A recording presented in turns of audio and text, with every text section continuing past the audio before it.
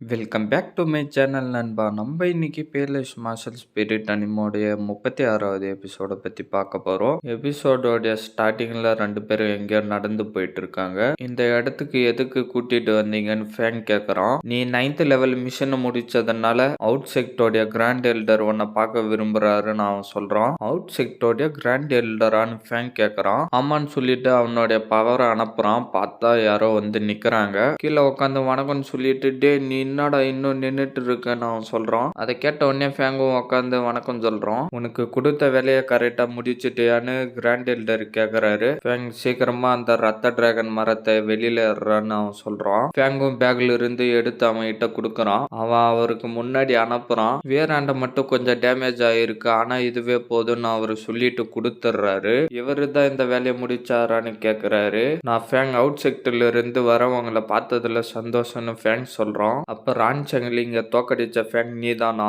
உன்கிட்ட நல்ல திறமை இருக்கும் போல. நீ 8th லெவல் ஸ்கை கேட் ரிலிம்ல தான் இருப்ப போல தெரியுது. ஆனா நீ அந்த ஊதா மேகத்துக்குள்ளார போயிட்டு ரத்த டிராகன் மரத்தை எடுத்துக்கிட்டு வந்திருக்க.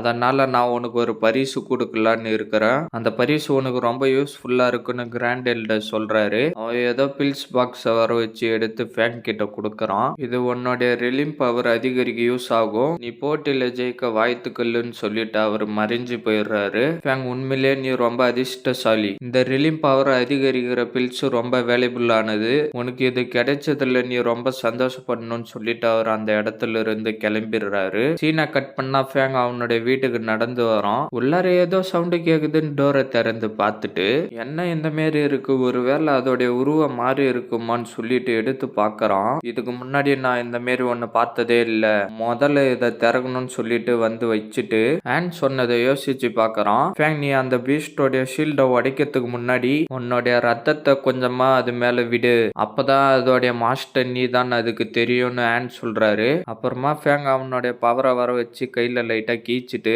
ரத்தத்தை அது மேல விடுறான். பார்த்தா அவனை சுத்தியும் அந்த ரூமை சுத்தியும் ஏதோ ரெட் கலர்ல பவர் வந்துகிட்டே இருக்கு. ரெண்டும் மேல போய் ஒன்னா சேர்ந்து ஃபேங்கோடைய தலைக்குள்ளார போயிடுது.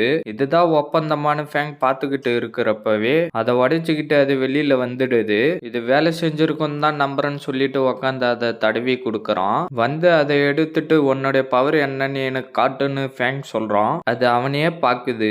ஃபேங்கும் வெட்டுற மாதிரி ஆக்ஷன் பண்ணிக்கிட்டே இருக்கான். அதை பார்த்துக்கிட்டு இருக்கு. இருந்தாலும் ஃபேங் திருப்பி ஆக்ஷன் பண்றான். அப்புறம் ஒரு வழியா அதோடைய பவர் அனுப்பி அதை கட் பண்ணி கீழே விழ வச்சிடுது. இதோடைய பவர்ல விஷம் இருக்கா இங்க வான்னு சொல்லி தூக்கி வச்சுக்கிட்டு நீ ஒரு டீமன் விண்ட் உல்ஃபோடைய குட்டி, ஆனா உன்னால பிளாக் பிளட் ஸ்னேக்கோடைய பவரையும் யூஸ் பண்ண முடியுது. வருங்காலத்துல நீ பெரிய ஆளா வருவன்னு ஃபேங் சொல்றான். சீனா கட் பண்ணா மெயின் ஆள்ல எல்லாரும் வந்து நின்னுட்டு இருக்காங்க. அவர் என்னவோ சொல்லிக்கிட்டு இருக்கிறாரு. வியூ மேல பார்த்துட்டு கிரேட் ஷிப்பான்னு சொல்றா. பார்த்தா பெருசா ஒரு படகு மேல பறந்துகிட்டு வருது.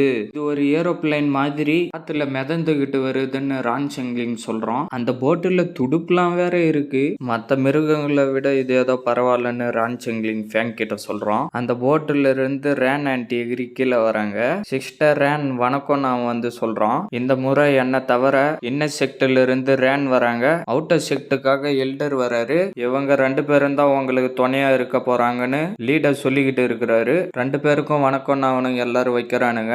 அந்த டீமன் உல்ஃப் குட்டிய ரேன் பாக்குறா. செக்ட் லீடர் போட்டு மேல ஏறிட்டு சீக்கிரம் வாங்க நம்ம இங்க இருந்து கிளம்பணும்னு சொல்றாரு. அதை கேட்டு எல்லாரும் மேல போறாங்க. ஃபேங் வந்து இதை நீங்க பாத்துக்கிட்டு இருங்கன்னு சொல்லிட்டு கொடுத்துட்டு 2 பேரும் அங்க இருந்து கிளம்புறாங்க. சீனா கட் பண்ணா போட்டு மேல பறந்து வந்துகிட்டு இருக்கு. அவங்க எல்லாரும் சீனா அப்படியே நடந்து வராங்க. சீஃப் ஜோ நான் உங்களை பார்த்ததுல ரொம்ப சந்தோஷப்படுறேன்னு வாங் சொல்றாரு. எல்டர் வாங் நீங்க இந்த அளவுக்கு நடந்துக்க வேண்டிய அவசியம் இல்ல, நான் இங்க சும்மா பாக்குறதுக்கு தான் வந்தேன்னு லீடர் சொல்றாரு. சரி வாங்க போலான்னு சொல்லிட்டு எல்லாரும் நடந்து போறாங்க.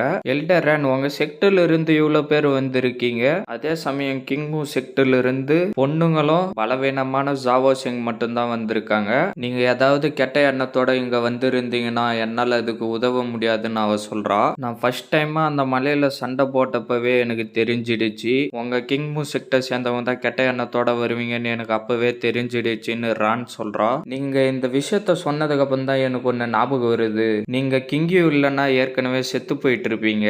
நீங்க நன்றி கேட்டவங்க.